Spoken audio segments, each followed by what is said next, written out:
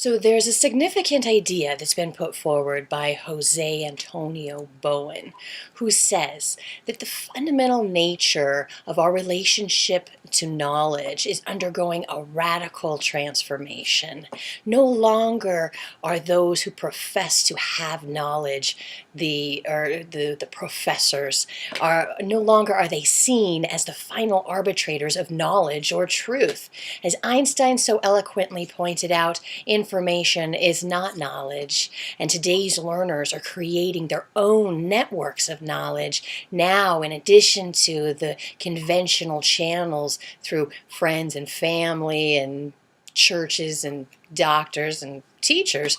We now see the emergence of these self-organizing structures, these nodes of knowledge that are appearing in this vast, expanding network where people are continuously scouting and compiling and sharing and creating knowledge, and it's coming about organically and intuitively without any imposed hierarchical structure from the outside. As Robert Frost said, I am not a teacher, I am an awakener. And in this new organic network knowledge, the associations between people can be based purely on mutual interests. And this subtly changes what we value in our social and educational interactions now that we are in the age of irrelevance of proximity, and with the whole of human knowledge in the palm of our hand.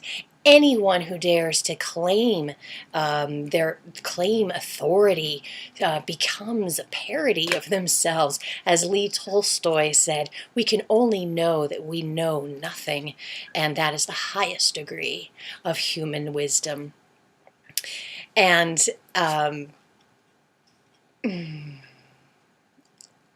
And as the network of these modern concepts expand, so too do our abilities to expand beyond these modern concepts, which many times we find they reach back and take hold of the very roots of our existence.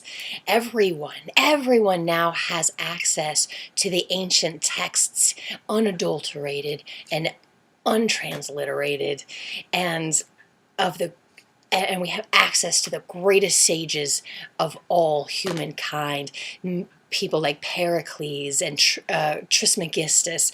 We can read the original tractates of the Corpus Hermeticum and the Nag Hammadi. Knowledge is food for the soul, says Plato, and in these end days of being shut inside of schools and college recitation rooms for 10 to 15 years, only to come out with a belly full of words and knowing nothing, as Emerson put it.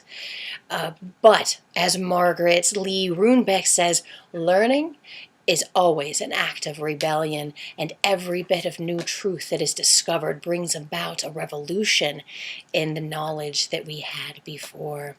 So who can argue with that, really, in this modern soup of multidimensional quantum probabilities contained within the fires of torsion physics? We find that information is actually contained in light, but we find we're also swimming in an ocean of dark matter.